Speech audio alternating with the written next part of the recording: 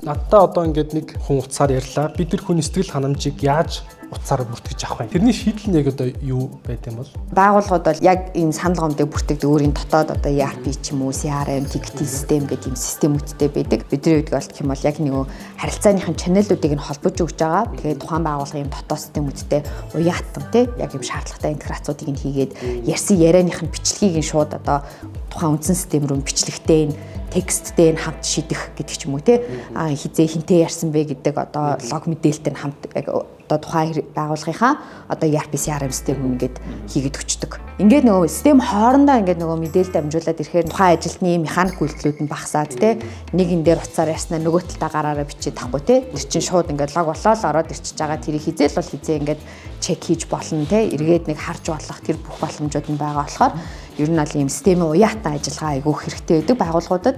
Тэгээ ер нь ийм нөө тусдаа ингээд системүүдийг удирдах биш тэрийг ингээд хоорондоо энэ системүүдийг яаж холбож яг нөгөө эцсийн дүндээ нэг газар бид нэр зангидах вэ тий энийгаа л ер нь бол бариад авчих юм бол систем хооронд ийм уяатан ажиллагаа явуулаад мэдээлэл дамжуулдаг байх тий одоо жишээ нь нөгөө талдаа барааны үйлдвэрлэлийг хардаг баг.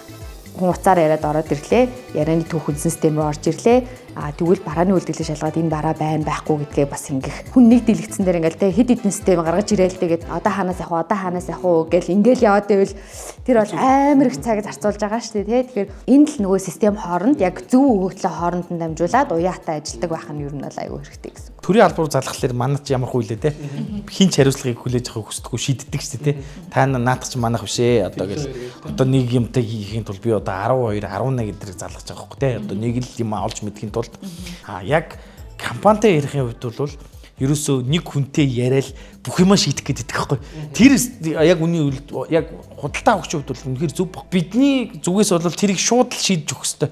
Нөгөө таны хэлснээр сая те шууд агуулгын үлдэгдлээ хэлээл те. Тэд байна. Бид нар наадах чинь тгийа ингээ гэд дорн гэл асуудлын шийдээл за үнэхээр наад бүтээгч хүн чинь одоо ингээд гимтцэн юм болцсон байсан байна. Биднээс төлж өгнө асуудал авахгүй та байж гараа. Би одоо агуулгад байна уу үзэд хий гэд ингээд системээсээ харлаа. За окей 72 цагийн дараа танд бүтээгдэхүүнээ чинь деливеригээр хүргэж өгнө. Ингээд хэлэх юм бол үнэхээр амар happy customer болох гэдэг.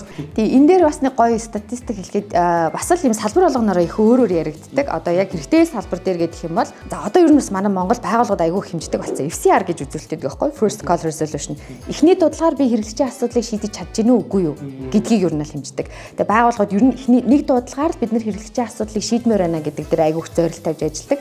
Тэгээ хэрэгтэй салбар дээргээд аваад үзэхээр яг эхний дуудлагаар 78% тай тий яг энэ асуудал шийдвэрлэлт FCR ингээд аюул сайн байх юм бол энийг сайн үзүүлэлт гэж юу нь л дүгнж байгаа. Тэгэхээр энийг бас хэмжиж үзвэл тий нэг дуудлагаар асуудал шийдэхгүй бид нар ингээд олон чаналуудаар хүнийг давтан залгуулаад давтан ингээд сошиал бичүүлээл нь штэ тий FCR гэдэг үзүүлэлтийг хэмжээд ирэх юм бол хаана нөгөө нэг мэдээлэл байхгүй байгаа гэдэг манай хүмүүс одоо сэлсүүд маань мэдээлэлгүй байгаа гэдэг нөгөө систем нь ингээд ирэх нь байхгүй болохоор юм харж чадахгүй мэдээлэл өгч чадахгүй асуудлаа шийдэж чадахгүй байх уу гэдэг ч юм уу тий энийг бас ингээд хэд хэдэн талаас нь хараад FCR-аа хэмжиж үзвэл бас их гоё статистик гарч ирэх байх. Фидбэкийг сонсдог байх чухал юм байна. Сонсон датагаа өөрөө цуглуулж нэгтгэх чухал юм байна. Тэр нэгтгэснээсээ дараа нь анализ хийгээд бизнесийн шийдвэр гаргахад ашиглах нь чухал юм байна гэж бодож байлаа.